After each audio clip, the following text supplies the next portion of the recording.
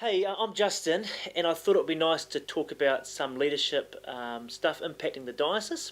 And so I thought the easiest way of doing it would be to actually just to do a video so that way everybody can enjoy it in the comfort of their own home.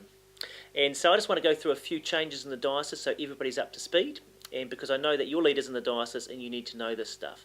First thing is, I think most of us are aware that we've made some appointments recently, and so we've got Nigel Dixon, who's on as Bishop's Chaplain to support parish health and development, and so he's there to primarily support cluster leaders in helping them be the best they can to support their parishes and their clergy, etc.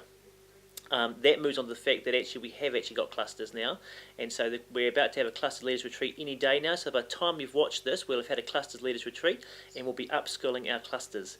And that's an exciting thing for the diocese. We've talked a long time about how to support our clergy and how to actually get clusters together to work, and we're doing that now, and that's starting up and will soon be up and running.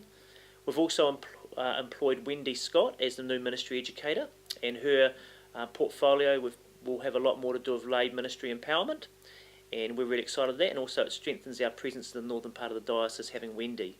And when we're talking about lay ministry, it's important that we recognise that we've actually started to restructure lay ministry.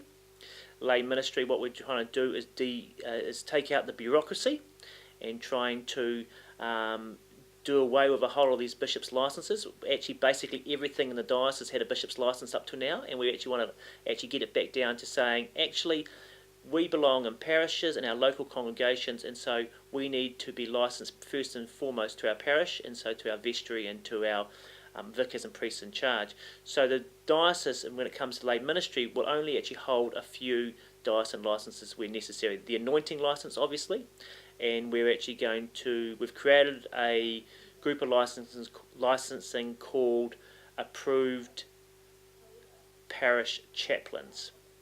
And they will be people who have significant lay leadership within parishes.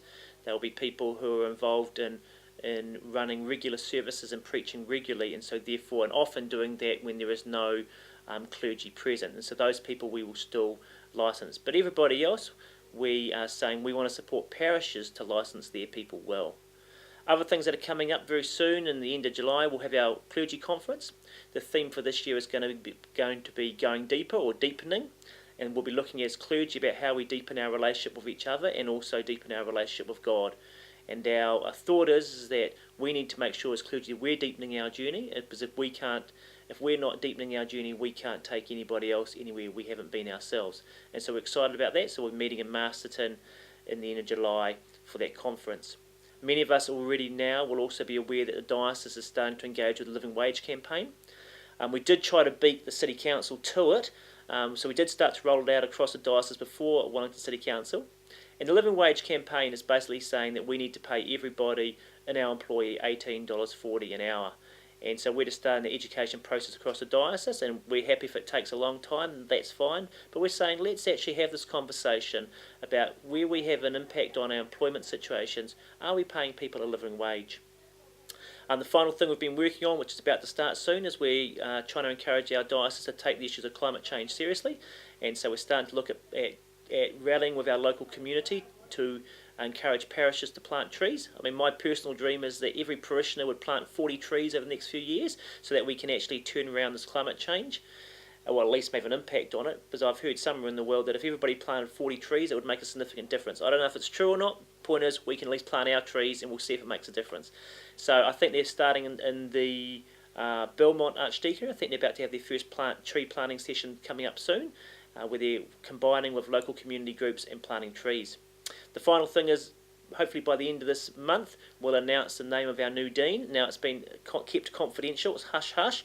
And so, but by the end of June, that announcement will be made, and I'm very excited that our dean will be joining our leadership team come the beginning of next year. So that's just a few highlights of the diocese to keep you informed, but it's really important you know what's happening in your diocese. And again, if you ever want to know or you ever want to seek clarity on what's happening, just feel free to contact the diocesan office. But I just want to again say how much we appreciate the leadership that you show in our diocese. So thank you.